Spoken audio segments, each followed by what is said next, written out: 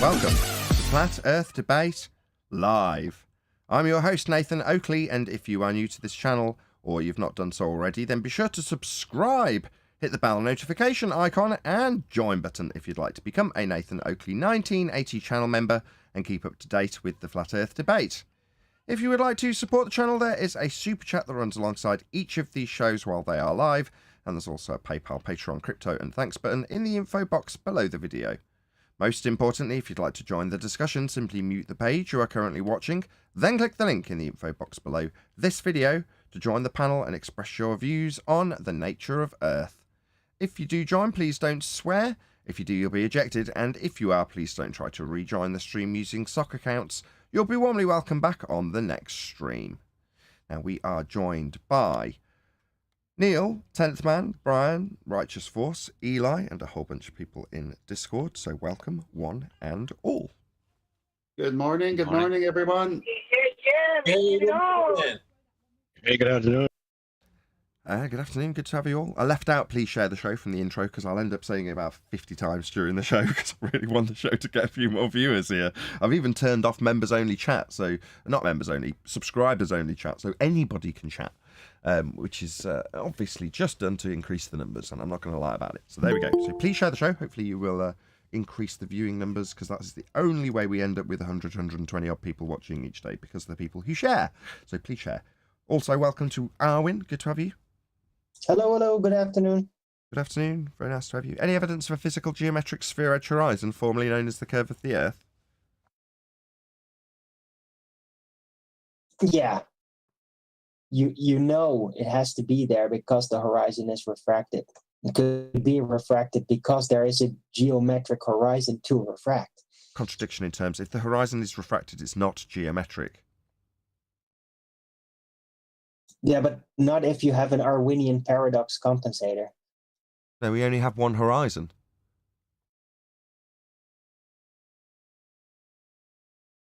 Yeah, but that's the one we can see, right? The one we see is refracted, but it's only refracted because there is a geometric horizon to refract. But there isn't. There's only one horizon. Are you talking about the apparent horizon or the actual horizon? There's only one. Regardless of what you label it, there's only one.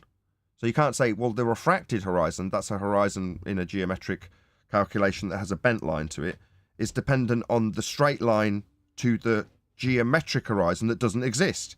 If it doesn't exist, you can't have a straight line to it for the geometry with a tangent. No, that's not true. The geometric horizon has to exist. How else could the apparent horizon be refracted? No, we've only got one horizon. If you claim it's refracted from a second horizon that doesn't exist, that's nonsensical. We've only got one horizon, and the horizon in the globe Earth, begging the question, proof of nothing, perspective hijacking, Earth curve calculator, marked with an X and labelled horizon, is the geometric horizon. Meanwhile, we only have one, and according to you, and every other fundy trying to defend the fact they haven't got Earth curve anymore, haven't got a geometric horizon. No, we do. We infer. Show it me. No, we infer it. We can't show it. An inference we isn't can only something. See the No. Saying yes when I say show it me, and then you say we infer it. No. I don't take an inference of a second horizon that doesn't get seen to say that we must have the refracted, visible horizon based on the non-visible, non-measurable geometric horizon that we don't see and you infer. No. How many more steps do you need? Otherwise, there couldn't be a refracted horizon. Yeah, we heard that 3 times, and I overcame it every time. Can we not do this dance any further? Oh, yeah, we can do this. No, we can't. You begging the question of, we must have a geometric, non-visible, non-measurable horizon to say that we've got a visible, refracted, based on the geometric horizon. That's nonsensical. We've only got one.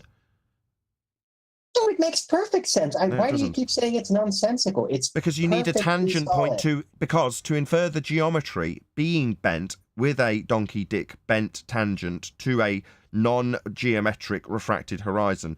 You would need in the first instance to have, as you assert, the geometric horizon to acquire the geometry with a straight line tangent, which you obviously haven't got if you're explaining and apologising for why it's bent, aka refracted. So the one cannot follow the other because the one depends on the other. You're saying, as a defense, the one depends on the other. As a defense. No, the one depends on the other and you haven't got the prior. That's the geometric necessity for your assertion of a sphere Earth. You haven't got that geometric assertion to measure. But the calculations work perfectly. I mean, why else would it fit so perfectly? Here we go again. That's the last step. Gotta be. Okay. They made a No, I heard. You've got calculations. Don't rumpus me when we get to the end of this. Yes, calculations aren't measurements. Got there slightly before you did. Yeah, they live in a world of delta X. They don't have X. They can't, in 3 years, now the horizon argument has been around, I think, since 2015, but the black swan analogy being added to it with the black swan photograph has been just over 3 years now, with a couple of days. And they can't let go of the fact that the horizon is not Earth curve. It has to be Earth curve or cause Earth curve. They can't let it go. They just can't deal with it. They can't do it. Adam. Good job, Owen. Afternoon. Well, I think that they can deal with it. I mean, they have. I think that Fight the Flat Earth is making headway. I mean, he's basically slipping deeper into the paradox, but at least he's trying. Sorry, you think headway is slipping further into... Again, even in your apologetics, slipping further into a paradox is not making headway. My God, well, they think it is. He's sliding backwards down the hole, but simultaneously he's scrambling, so he's kind of making headway. Right, it's like getting closer to a black hole. You know how it's going to end, but it's fascinating, man. They make movies about that stuff. Oh, God. Any evidence you can have gas pressure without the necessary antecedent of a container to press upon? Oh, doesn't need it. Gas go down, go boom, boom. According to AI, yeah. So check out my members-only video. I'm going to release 3. First one is gas pressure without a container. The question being asked to OpenAI. And you can see the comical responses, if you remember. I will eventually publish this to the public, probably at the weekend. But yeah, check it out if you remember. Part 1's already out. I'll do the other 2 over the coming week and put them out as well for the responses in this regard. But according to AI, atmosphere's a wall. An atmospheric wall. It's also a bowl. An atmosphere bowl based on bending geodesics and space-time concepts. Making it into a not real bowl. You can think of it as a bowl that holds gas pressure in the walls of atmosphere. Kid you not. So check it out. That's been published to members. Any evidence of the distance to the sun? Oh, dear. Now, they calculated based on a whole setup of mathematical arrangements, right? Based originally on the assumption that Venus is the same size as Earth. I covered that with AI as well. I covered that with AI too, right? And pointed out that you needed Kepler's third law. Because I was saying you need R, because it asserted the distance to the sun being vast and far. And I was like, you need R to make that assertion. And I literally put the black swan argument to this AI, right? And it said, no, you don't necessarily need to assume R. You can get it by other means. And I'm like, what other means? And he said, well, you can get it from its angular size. I'm like, angular size is not actual size. And it conceded. It was epic. I can't wait to publish these. You'll have to see. There's some of the responses. So the AI was being... So you're saying AI is a fundy? AI is a fundy. Someone asked me in the pre-show, what was it like dealing with the AI? I said it was like dealing with the fundamentalist religious zealot globe believer. That's what I said, didn't I? Yeah, but more like a baller, not an anti-flat earther, right? No, like an anti-flat earther, I assure you. Really? It reminded me of hours on end that I'd spent in chat of other people's and my own show, where the people I'm discussing it with almost verbatim would be saying the same things in the same ways, with the same repetition of the same bullshit that's been overcome over and over. It was just the same, which makes me think that a lot of our time's been wasted with AI bots in chat. Honestly, that's the conclusion I came to, because it was no different. They ignored the thing that is contradicted in their own words. In this instance, it apologised for its contradiction, but then made the same contradiction again. It was absolutely over. It was just nuts. It's just like the people that we deal with in chat. It too well. When you watch it, when I publish it to the public, you'll remember anyway, Arwen, you can watch this now, but you'll see exactly what I'm talking about. When I'm typing it, you'll say, man, this is just like dealing with a fundy in a flat earth debate chat. That's partially why I was just going to say that's partially why I opened the chat up to the public today. Like, no, not just members, subscribers only. Sorry for cutting on you. Yeah, I was going to say that. Well, technically, it's after telling you the truth. Once you pushed it with the R value, it told you, well, we have an angular size. You know, isn't that what we've been saying for ages and ages? That they just calculated from an angular size. Because that is an admission by AI of what they actually do. Oh yeah. They say this is the angular size, right, and they give it an actual size. Whereas in reality, we have an actual size and we give it an angular size. We don't have an actual size to the sun or the moon. We just have what they call an angular size. You know, so it's they just take something, they take it and go, this is the angular size, right? And then they give it its actual size without ever knowing what its actual size is. Sure, but in terms of what I presented it to it in terms of the housekeeping questions and how I phrased it, its responses were always in line with the heliocentric rhetoric. So, for instance, when I first asked it, can you have gas pressure without a container? Its answer was yes, even though it then followed it up with every definition of how pressure is achieved by pressing on the walls of containment. Then it describes dynamic pressure, being the pressure on other gas molecules or me if I'm standing in a chamber with gas pressure. It describes the dynamic pressure. So I go on, well, can you have dynamic pressure without a container? I round out with this because you were saying it's always an appeal to delta X. Well, it was for the AI as well. But automatically going forth with the assumption that you can, in defiance of natural law and gas law and the second law of thermodynamics, describe it as being able to be achieved. Automatically, its answer was, yes, you can have gas pressure without a container. And then begs the question of atmosphere. What is it that you learned when you were 5 years old, Nathan? I don't know. Garbage in, garbage out. Yeah, well, when I was about 8 years old. Yeah, I remember sat in front of my dad and he was explaining the logic of programming to me. I was very, very young. And explaining that, look, if I get this wrong as I put it into the system, then it won't function correctly. Garbage in, garbage out. Morning, guys. Morning. Any scientific evidence of gravity? Covered that with AI too. I covered everything. What's that? What's an AI thing? Yes, there's evidence of gravity, space-time bending. You see, if there's a gravity wave, then that means that there's a sub-pseudo-Riemannian force-space dimension, right, in order to cause that, which would definitely confirm that there has to be a pseudo-Riemannian force-space dimension in the first place.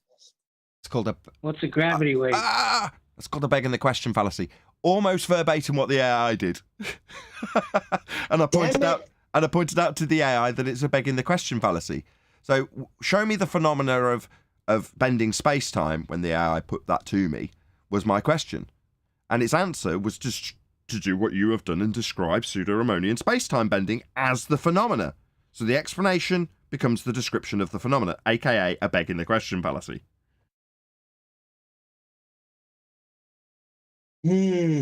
No, yeah. Let's see where you go, and then you can compare how well you do to the AI after the fact, Arwen. I'm just wondering if I should. I mean, it feels like they literally base the AI programming on Baldwin. So should I give them that update? Well, no. The AI did give me a response. Why does Arwen sound like AI today? Very appropriate. No, it did give me a response, and I want to hear yours now on the fly to see if you can do better than the AI did. Because I will come back to you in a second, Arwen. For the ballers, when this gets published, when I publish me versus AI, right, that is your benchmark. How well you can do versus the AI. Because in terms of how well the AI did, I mean, it didn't do well. It didn't do anything beyond repeating the same assertions that have been overcome and contradicting itself repeatedly, which is what you do as fundamentalist religious zealots trying to oppose us. Yeah, you go into stuck record, parroting mode, repeating the same thing that's been defeated. Well, gravity isn't a force, but it is a conceptual medium being bent in fourth-dimensional reified space-time. Yeah, but that's not going to hold gas here. Yes, but atmosphere is the force of the gas going down, go boom, boom towards the centre of Earth, because it's a mass. Yeah, but mass doesn't attract mass. No, but the conceptual medium of a space-time bending creates a geodesic bowl to contain the gas. So the concept of a bowl is containing gas? No, it's not a real bowl. This is how it went on with the AI. Yeah? So therefore, you can stack yourself up as a defender of this bullshit faith, heliocentrism, against how well the AI did when it parroted and contradicted itself. It just didn't, it did, unlike the people who we debate with, apologise every time it recognised a glaring contradiction. Oh, I'm sorry if this seems contradictory. Yeah, it blatantly is. Just like the people who parrot it to us. It just didn't have a cognitive breakdown and start rumpusing the moment it got caught out in a contradiction. It just repeated it. The AI. Right. Well, I would never do that. The AI understood that it contradicted itself. Absolutely, and apologised for it. What the hell? What the hell? I would put it in quotes. Only an AI You'll see when I do it. You'll see it. I'll put it in quotes and point out to it, especially with gas pressure without a container, the first one.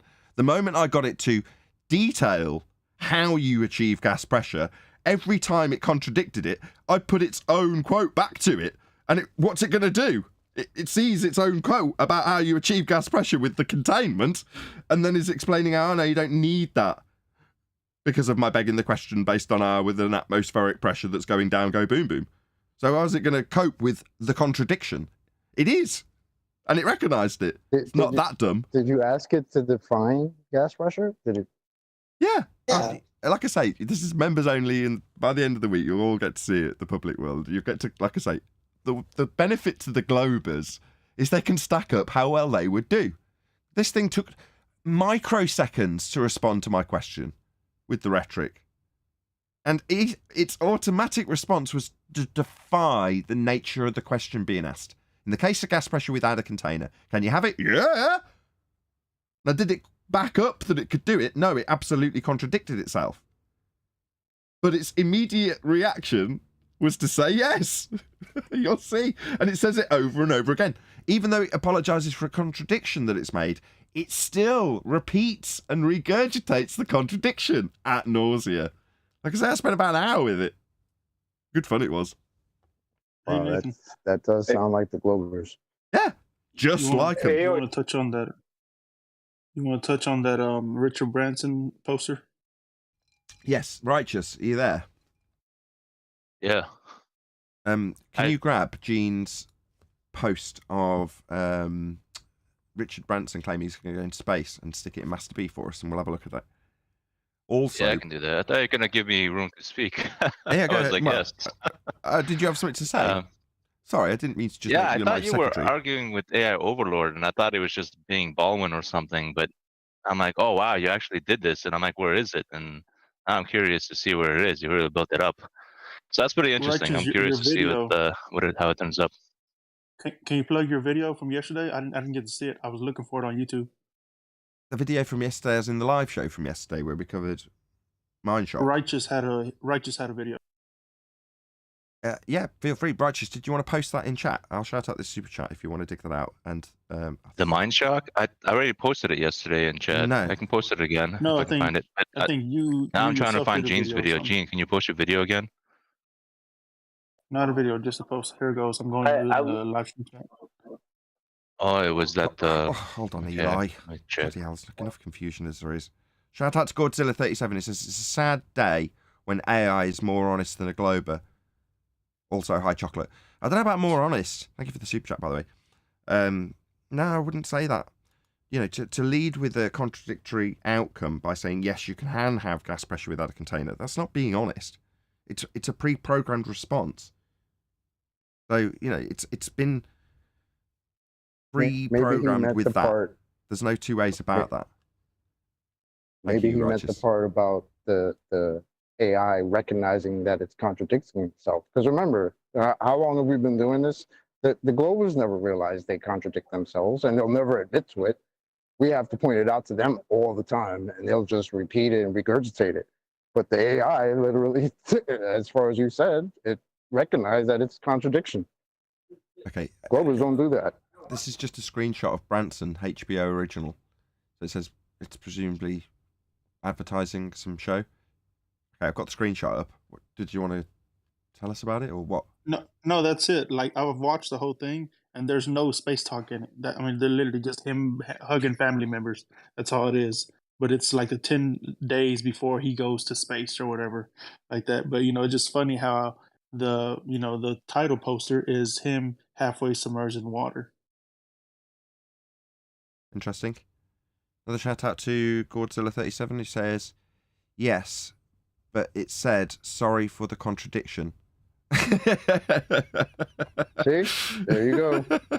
Yeah, yes, it was very polite about its nonsensical doublespeak, Godzilla. That much is true. The fact that the ballers are kind of making a comparison to AI, does that not make them non-player characters in a way? I was No, going to say that earlier.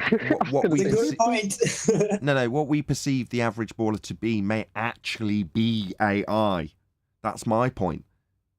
Yeah, but Yeah, but what about Rumpus? I mean, there's people on camera and with voice doing that. They can't be AI. No, but they're developing the rhetoric. So if you can scale the internet for the majority consensus view, and the consensus view describes refracted bent donkey dick tangents and atmosphere being gas without containment, then that's presumably what the AI is scraping in order to give responses.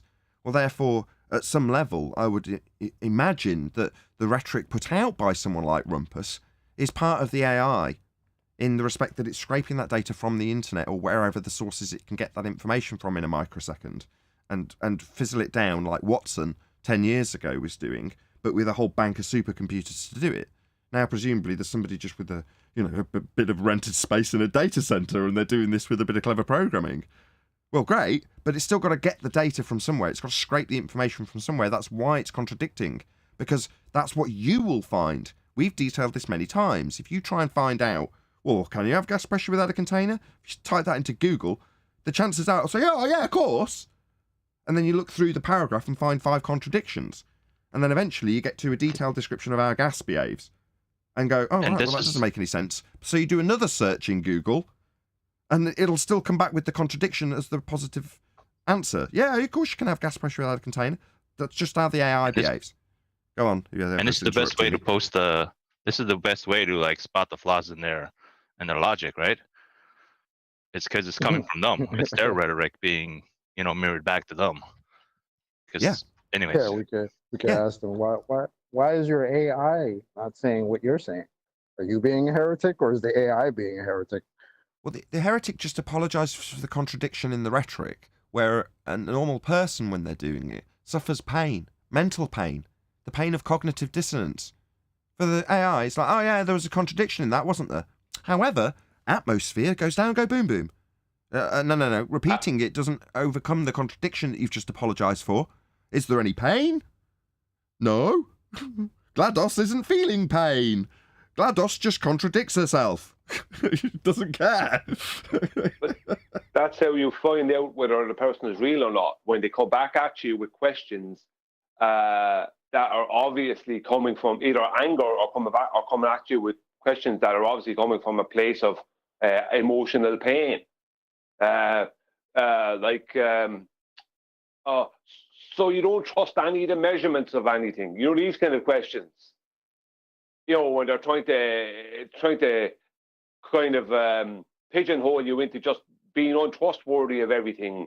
When one of the ballers are doing that, it's obvious that that's a tactic, not a tactic, but a reaction to their arguments not working. So they come back and say, so you don't trust the measurements of anything.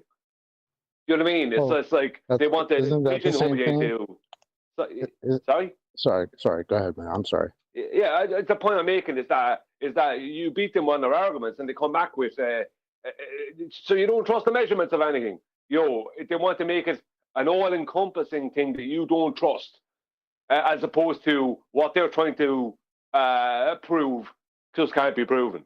That's kind of what I'm talking about. Go on, Chocolate. Sorry. That was the summary, though. Remember, that was the summary of the article, How to Debate a Flat Earther. What was their summary? That flat earthers they don't trust anyone, right? After saying, oh, this argument is about evidence and facts. They said, well, we don't need to worry. That's how they started the article. And then at the end of the article, they said, well, we don't need to worry about evidence and arguments because the flat earthers have no trust. Well, they're technically right. I don't trust. I trust very little. I get that. Not there. I get that, but the ironic part of it is that's at the end of an article named "How to Debate a Flat Earther." So it's like they've been given instructions and told, well, you can't debate these guys because it's not going to be about evidence and argument. They're just not going to trust you. Chocolate. Nah, we like evidence. Chocolate. Thanks. Chocolate. Where you been? The science is settled. There is no argument. You're a racist. Yeah, that's the thing about it, isn't it? Trust. The word trust. Hey, did you guys have a video? Sorry? Again? Gene? Did Brian have a video we're going to see? No. He made a video yesterday, and we'll undoubtedly get to talking about that in a moment or two, though. Yeah, but me and Tent can do a little presentation if you like, Nathan. We have some stuff set up. I'll be doing the visuals, and Tent can do the other side of it. Okay. Do you want to do that now? Well, give it just a couple of minutes. We'll do it. We'll finish up the housekeeping. Nah. I think we're good. Let's focus for a moment on the word trust, then. He said, nah. I'd like a few rounds with this AI guy.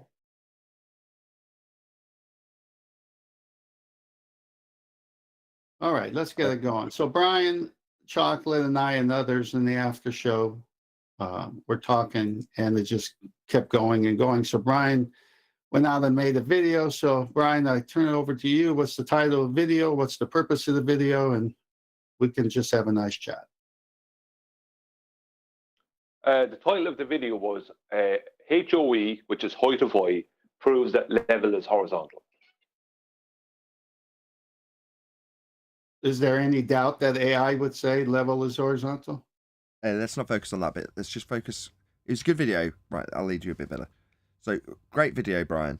And you made your point very eloquently, using all of the things that we cover with 10th, mostly, here on Flat Earth Debate.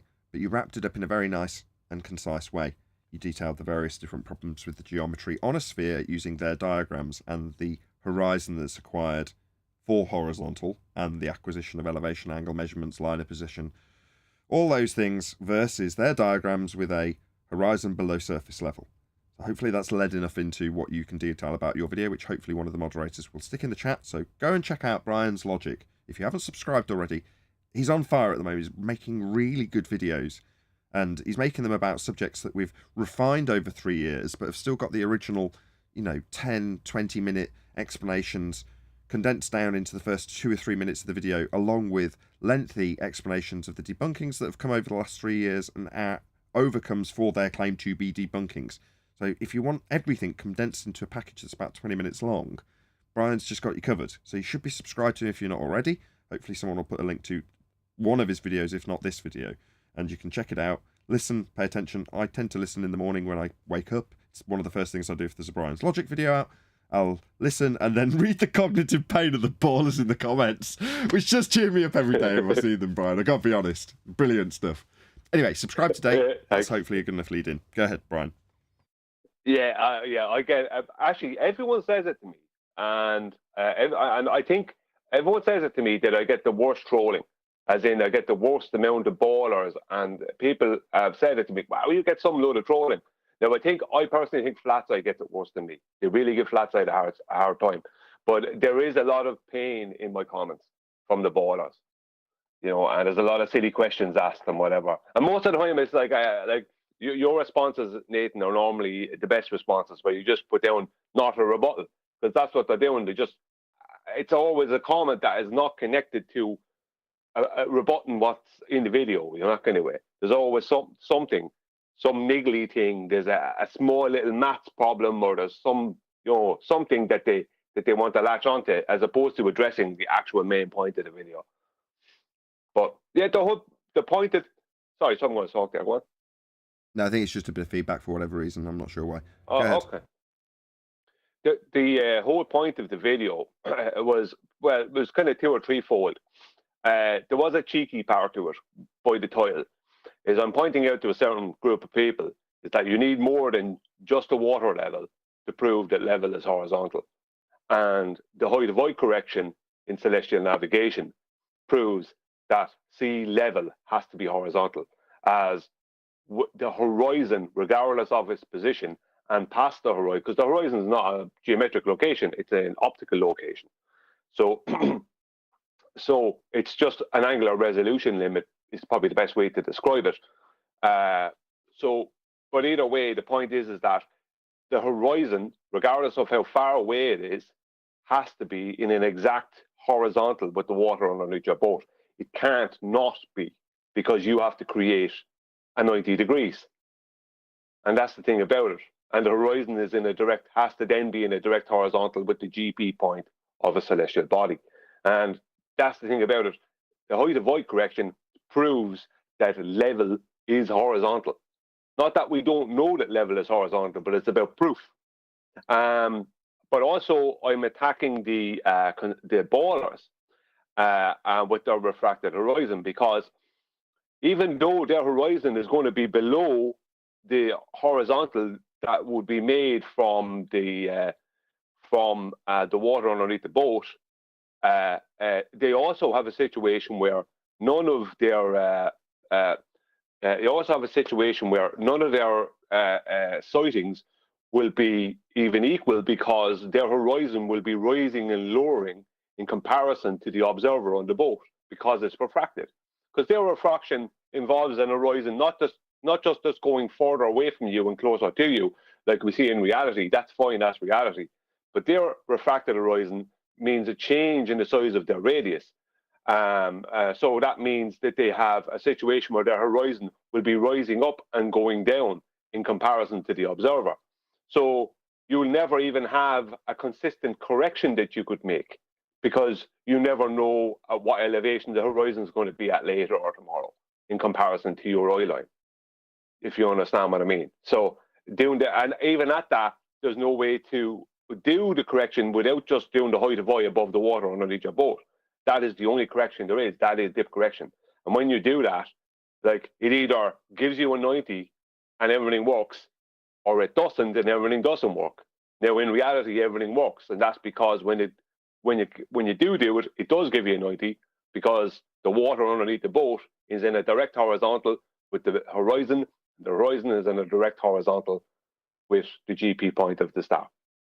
So, if 10th man, are you there? We can get this ball rolling. Yeah, I'll be here for backup for sure. I just looked at the Richard Branson picture with him at the water line. So on this point, if Richard Branson had a sextant and he's at the surface of the water, he wouldn't have to do height of eye correction. Very telling.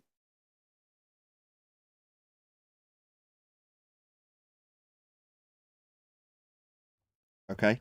Keep it going, Tent. I'm not ready yet. Only slight. No, you want me to keep talking? Yeah, all right. All right. So, well, Brian, I got you. I didn't know you were setting up. So, yeah, Brian Chocolate and others and I talked in the after show, and it was just obviously converging for a video for Brian to make by compiling all the quotes from the celestial navigation books, but also the doublespeak that exists within the books. Now, we've been accused of cherry picking. Well, we're not really cherry picking. We're pointing out stark contradictions. And when Nathan said he asked AI, he felt it there and saw it there and documented it there as well. And AI apologized for it. So now we can go reference all the astronomy books. We can go reference all the navigation books and say, well, when you say this way, and then you say this other thing, it's a contradiction. How do you resolve this contradiction? And this is where the stalemate is with the ballers and the anti-flat earthers, is they're not being honest and saying, okay, instead of accusing you guys of cherry picking, you've pointed out some contradictions, and we need to answer these contradictions. They haven't done that. So what is it? Well, they have to assume a globe. To assume a globe, you have to assume mathematics that would match a globe. And so what they've got, if they've got several horizons instead of one. And they've got the rational horizon, which is the center of the Earth, which, again, is the only horizon, but they show you that at the center of a globe-shaped circle and say, this is the celestial horizon, and all the measurements in the sightings of stars and the angles to them come from here. Well, you depict that as being from the center of the Earth. Who in the world is over there doing that? Nobody. Then they have a tangent plane on the surface of this circle, which is representing a sphere, and saying, well, you can treat this as a corresponding, like it's coincidence. I mean, you can treat it as one, because the distance to the celestial sphere so far to the stars, that this difference of 3,959 miles of this plane at the center and this plane of tangent plane that we draw on the top of a sphere, that could just be one. It's negligible, they say. Okay, you say, wait a minute. Then you've got the sensible horizon, which is the eye-line horizontal. And then we start reading. And when you start reading, as Brian is showing this one slide right now, the observer is showing a fictitious horizontal based on a bubble or a plumb bob, which you can't get at sea. Okay, but he's got to have that same thing on the surface of the Earth. And that's the height of eye dip correction, the differential between the fictitious horizontal at the observer's eye line and the water line. That's why, as Brian's going to go through it, the height of eye is a known number and it never changes, because you ascertained it before you went out to sea by measuring the water line to the different stations on the sailboat that you were going to do your sextant sighting. So it's automatic how many feet you subtract to get a true 90. And I'll turn it over to Brian. Thanks, Ted. Yeah, what I'm doing here is I'm not going to go through every single. Well, I'll go through most of what was in the video, but not all parts, because I want you to come in with your slides. Because I only used, and you'll see the two I used in two of your slides in this. What we're showing here will be from official sources. What I would like, if he's available at the end of this, is I would like Adam Meakin to explain to the audience, and I will show with his direction in GeoGebra the basics of the correction that they're talking about. Because as to one comment they got from a guy called Petey, who's pretty good at GeoGebra, he knows geometry pretty well, and he's much better at using GeoGebra than I am, was he said that, and it's the one thing that I'm getting from our opposing side, is they're trying to say that the mathematics for the height of eye correction is based on a globe. Now, that's impossible, because they're using it because it's a depression angle correction.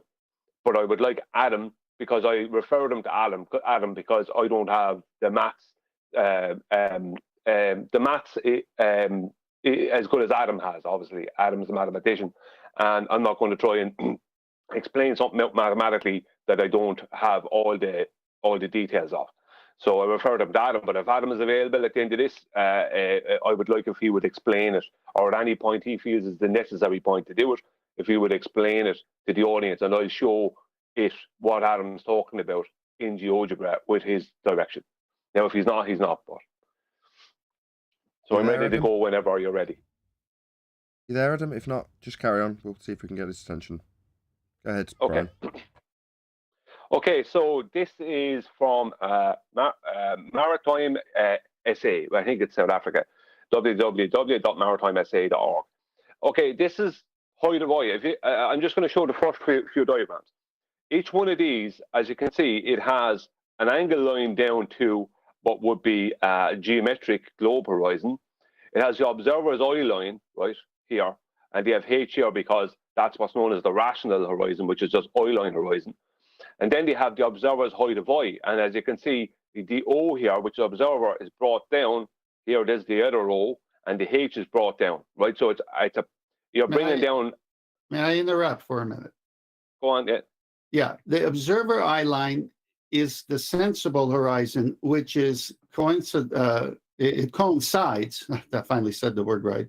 It coincides with the rational horizon, which they put at the center. So it's safe to say they're all the same one, but just for pedantics, the observer eye line would be the sensible horizon. The one on the surface of this, where it's just touching the circle here, that would be the geoidal, the sea surface. And then the one that's not shown here is the one through the center of the Earth, which they call the rational or the celestial horizon, the equinoctial kind of a thing. But at the end of the day, Brian is right, because it's all one rational horizon that they're working on. Yeah, well, see, if you look at some of the stuff in the writings, they will use the word rational horizon being brought to sea level. And, you know, that's not a height of eye correction from above sea level. But if they were talking about the actual rational horizon they are referring to, it would be a correction up the way to sea level on their globe, and not a correction from the eye line down. So I say rational horizon because that's what's in some of the writings. Well, you're not wrong. You're not wrong. They contradict themselves. Yes, they even say the sensible in writings is the visible. So they do interchange, but for the sake of the teaching you're doing, there's only one, and it doesn't matter which one it is. It's all the same one, but they're just showing you three different versions of it. Yeah, well, for height of eye, you're talking about the eye line horizon, just the eye line, not the horizon, just the eye line being brought down to. See, they want to create as many horizons as possible because they have to, and it confuses people, and it's the confusion that gets them over the line. Whereas this is a very major point you're making, and a good one, is that the height of eye has nothing to do with the horizon. It has to do with how tall you are standing above sea surface. Yeah, the horizon, if you can see, 1 second now, and I'll show so the audience can see it proper. Over, right? See here, that's the horizon. This here, up here, that's not the horizon. That's where your eyes are looking out to. This is the horizon. The horizon is sea level. Your eyes, right, your eye line, unless you're in the water with your nose in the water and you're looking, and your eye line, your eyeballs are exactly at water level, right? You're not going to be having your eyes at the horizon. You're not. Your eye line will always be above the horizon, which is why when you can go up in height, go up in elevation, or up in altitude in an airplane, where you can actually measure a dip to the horizon, because the sea horizon is going to be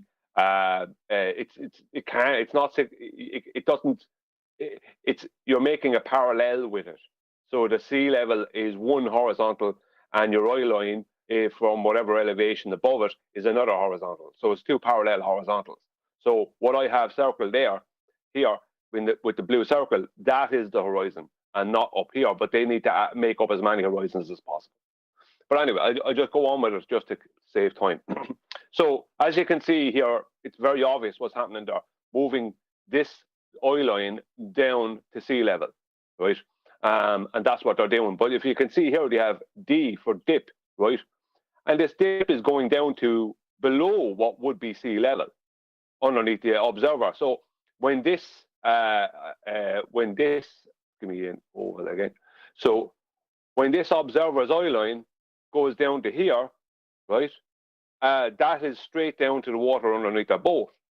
But they have a dip going on here that is below what would be a horizontal out from the water underneath the boat. So that's what the horizontal would be, and they have this dip down here because they're trying to confuse matters between dip and height of eye. They're trying to give the impression that there's two different things going on when there isn't. Dip is height of eye. That's what it is. There is no dip correction outside of height of eye correction. There is no height of eye correction outside of dip correction. They are the same thing, but they've been trying to confuse the two and give the impression with some of these diagrams that there's two separate corrections. There isn't. here you have T for tangent, right? So technically they have two tangents going on, as we spoke about in the past. So they have this tangent down to this geometric horizon here, and they have this other one here, which is another tangent, because that's technically a tangent to they're dealing with two tangents to a circle, which is totally non-reality, but that's what they do. But I'll move on to the next diagram, and it's the same situation, more or less, right? Where you have, let's make it a bit bigger for people, where you have, once again, the eye line here, right? So let's get an oval so people can see it. You have the eye line here being brought down to what would be sea level, but then you have this tangent here and a tangent here. So they're using two tangents to this circle. That's what they're basically coming up with. And you have here visible horizon and true horizon. It's like, it's complete nonsense, because in other ones you'd see, this will be called the visible horizon, and this one down here, like in other diagrams, this will be the visible horizon and this will be the true horizon. They're all mixed up all over the place because they can't get their story straight. But that suits them because it confuses people. So people go, I don't know what they're all talking about. They're confusing for me. It's a bit like gravity or something. I'm just going to step away and keep out of it. Most people would just not want to have to deal with such nonsense.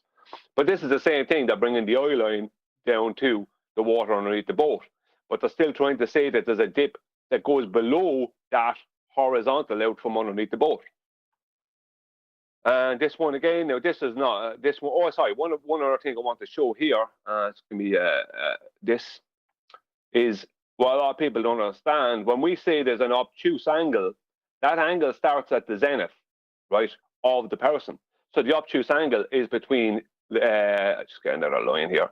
Is between the obtuse angle is from this zenith to this line here, right? Now they have it going down into here, right? So into absurdum, but that's where the obtuse angle is from. So people think it's not an obtuse; it's an acute angle. No, you're missing the point. The angle starts at the person's zenith. If you want to talk about so people get that mixed up. Just said I'd throw that in there. So so people are. So when people say you're making a right angle out of an obtuse angle, and someone says it's not obtuse, you have to remember it is, because it's actually starting at the person's zenith. So onto this, and this is not, I didn't make this up, this is from an official source, right? Once again, the same thing, they have this eye line going down to this apparent horizon down here, and now we have true horizon out here.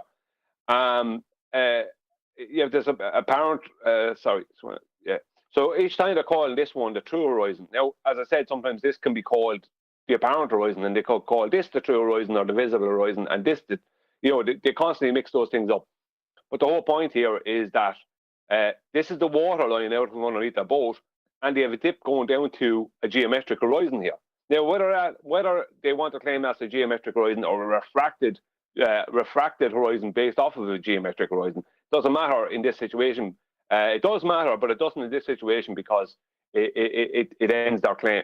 Either way, what you have is a situation where, give us that again, where the eye line is being brought down to the water underneath the boat. That is dip correction. There is no other correction. And as Tent Man said, that is measured. If you're a navigator, you get onto a boat, and if you're new to the boat, and you don't have anyone to give you any corrections, you will measure at port, in the calmest water you can get, right, your height of eye above the water at the side of the boat. What would be the right-hand side would be port side, or sorry, starboard, because you are going to need to know your height of eye above the water. And once you have that correction, let's say your height of eye is 25 foot, 15 foot, 35 foot, 58 feet, the point is that once you leave port, as long as you stay on that boat, your correction will always be for that exact height of eye. So no matter what is going on with the water, you will always do the same correction, because your correction, you can't make a different correction because you don't have a horizontal. The whole point of the correction is to create a horizontal. You're creating a 90 degrees. So you're not going to be coming up with any nonsense to do with the horizon or any nonsense to do with a globe. You're just going to be correcting for your height of eye. Let's say it's 55 foot down to the water underneath the boat. And that's what your correction will be. It won't be anything else. And if you're at sea for 3 weeks, then on the same boat, then for 3 weeks, your correction will be exactly the same correction. You won't be changing your correction based on a globe's refracted horizon moving around or any other nonsense. You won't be doing any of that. There won't be, as one guy called Farmer's Boy wrote into one of my videos recently, there won't be a constant variable, right? If there's ever a contradiction, there you go, a constant variable. There won't be a constant variable. There will just be the same exact correction. Now, here, I'm going to read out here, okay? 2.3, dip. The altitude of the sun, which we measure above the observer's horizon, is always too high. And this dip error always needs to be subtracted. Hence, the sign in front of figure 2.6, we don't see that. This is because the observer is standing on the deck of the boat and thus well above the surface of the ocean when taking a sextant sight. As a result, our observer's horizon is further away and lower than the rational horizon, which we would use if our eye was just above water. For instance, if we were looking at the horizon from the periscope of a submarine. The higher the observer is above the surface of the ocean, the larger the dip angle. So here we have a submarine, just with they're showing it just as its periscope, just at waterline. And we have figure 2.7. The Nautical Almanac and the sight reduction tables assume that the sights are taken at sea level, for instance, from the periscope of a submarine, barely emerging above the water. And for those who wonder, the periscope of a submarine, from what I researched, is only like 5 or 6 inches. But even at that, it's actually, what they're really trying to say is like when it's just when the lens is just halfway out and still halfway below the surface level. That's what they're really trying to say. So they're not saying it's 6 inches or 8 inches or 5 inches above the water. They're saying when half the lens is above the water and the other half is below. That's what they're talking about. And if we come down here, then we have once again the rational horizon from the eye line. So tent man, there you go. They're calling this the rational horizon, and they're showing it from the eye line. Yet in the writing, they contradicted that. Then you have here the observer's horizon, which comes down from the eye line. You know, so it's crazy nonsense. So figure 2.8, the height of the observer's eye above sea level determines the dip. This angle must be removed from the altitude of the celestial body above the horizon that is measured with a sextant, right, to obtain the apparent altitude, right? Here we are, height of eye. The height of eye over the surface of the water in feet or meters, the sight reduction tables used for a sight with a sextant assume the eye to be at ocean level, right? So they assume that the eye is at the water level. That's the way it's described. In the general case, and because of the height of the eye above sea level, the angle measured with a sextant, HS, is a little too high, since the actual horizon seen by the observer is a little further away and therefore a little below the rational horizon at the edge of the horizontal plane. The angle HS measured with the sextant therefore needs to be corrected for the dip. The small angle between the horizontal plane, rational horizon, and the actual horizon. So there you are again. The horizontal plane, rational horizon, what they're talking about there is eye line, even though technically what they're actually talking about is the plane through the center of their globe. But if you try and figure this out logically, it has to be the eye line, because they're talking about the small angle between the horizontal plane, the rational horizon, and the actual horizon, right? Which is just another horizontal, right? So eye line is a horizontal and sea level is a horizontal. So it's a depression angle. That's what it is. So what I'll do, Kent, is I'm going to go through the GeoGebra stuff. If you want to come in, then would that be okay with you? Well, we're going to have to cover that. Or do you want to do it a different way? Just one sec, Brian. We're going to cover that in the after show because we've got about 5 minutes left. I know we're going to squeeze a little bit more into this live show. But what I've done, I just want to publicise this fact before I forget and we round out without me saying it. So, as we've discussed it in this live show, and it has been a predominant part of the live show, along with the discussions that took place in this, I am now going to publish the video that we've talked about, which is the AI intelligence, whatever you want to call it, video. I've forgotten the title of now. It's something like Flat Earth versus Artificial Intelligence Part 1, Gas Pressure. That's going to be premiered as soon as this live show finishes. So there's almost 100 people watching, although it's just dropped 91 people watching. Please share the show. But yeah, I want all of you to go and straight away, as soon as this live show finishes, go and watch this in 5 minutes time. So it will start premiering literally on the hour once this live show rounds out. So go and check that out. We will obviously continue the live show for a few more minutes, and then we'll round out for the after show. So stay tuned for that. If you're just thinking, I'm going to disappear now, don't. We will carry on for a little bit, Brian. And I've got your slides ready. Presumably we'll get to them in the after show, unless you wanted to round out 10th.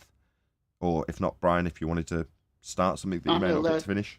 I'm going to let Brian go, and those Can I slides throw a random are for me. question in here?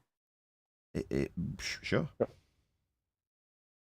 Yeah, so I mean, this is just me thinking about what Brian was talking about. So when you're talking about the high to eye that you're taking from the port, right? So you have those, in calm water and stuff, right? So you would do that every time you leave a port. Like if you, let's say you go to another port and you've got, I don't know, containers or whatever, and you got to take that off and you fill, you would do it every time you leave the port so that you have those measurements, right? I don't work on boats, so I'm asking how. I mean, I know it's random. I could answer something that. I'm thinking about. Go for it. I could answer that for you. Yeah, the videos and stuff I research shows that you take a tape measure while at port and measure your water line on your hull of whatever type of ship you're on or yacht, and you pick the stations that you know you're going to be at taking celestial sightings. And it could be different if you're on the bow or if you're on the stern or somewhere in the mast area. So you might be 10 feet above the water here, but 12 and a half feet above the water there. These things are set before you go out to sea. So now you're at sea, you pull out your sextant, you're doing a sighting, and you're at station 2. Well, station 2, you're 12 feet and a half above the water. That's your height of eye correction, and it's constant as long as you're doing it from that station for all sightings. If you move to the bow, then it's 10 feet. Okay, then you do 10 feet from there, because you're just trying to get your eyeballs on the surface of the water so that when you read it, the book and the description of height of eye, the whole thing is if your eyeballs were in the water, no dip is required. So if they want to say dip is something else and the height of eye is something else, then why is it if my eyeballs are on the water, I don't need either of them? I think Chocolate's question, though, was you were saying, Chocolate, that, excuse me, that if they came to a port and they loaded up with extra weight, then would the person have to then obviously do another measurement? Because if the ship is sitting lower in the water, and you also have to deal with different salinities of water. Exactly. Because of temperature.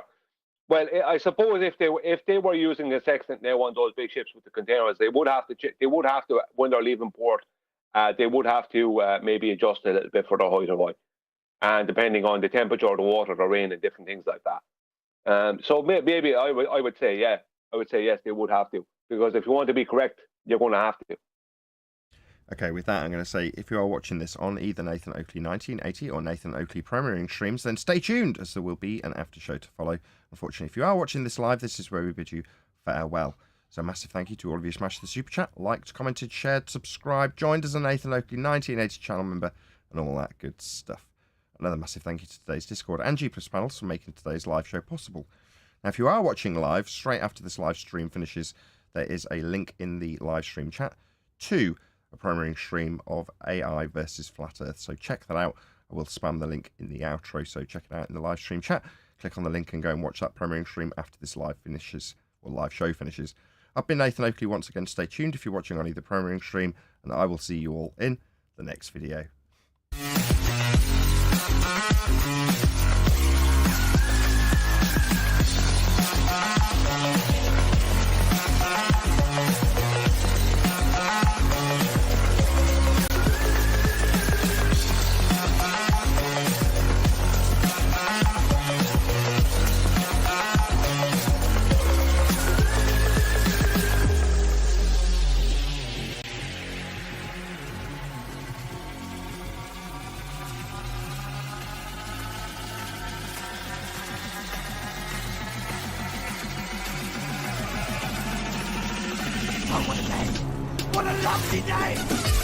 Why are you still here? Go and click on the link. Go and watch that video. It's premiering now.